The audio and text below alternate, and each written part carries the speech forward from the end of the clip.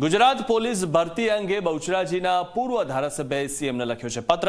ભરતજી ઠાકોરે એલઆરડી પરીક્ષામાં અન્યાય દૂર કરવા માટે પત્ર લખ્યો છે અને પરીક્ષાના ફાઇનલ ગુણમાં દોડના માર્ક્સ કાપી નાખતા અન્યાય થતો હોવાનો તેમણે ઉલ્લેખ કર્યો છે। પરીક્ષામાં મેથ્સ અને રીઝનિંગનું અતિ વેટેજ અન્યાય હોવાનો ઉલ્લેખ કર્યો છે। મેથ્સ અને રીઝનિંગ 15% કરવાની માંગ કરી છે। 40%ની જોગવાઈ દૂર કરવા સીએમને રજૂઆત કરવામાં આવી છે।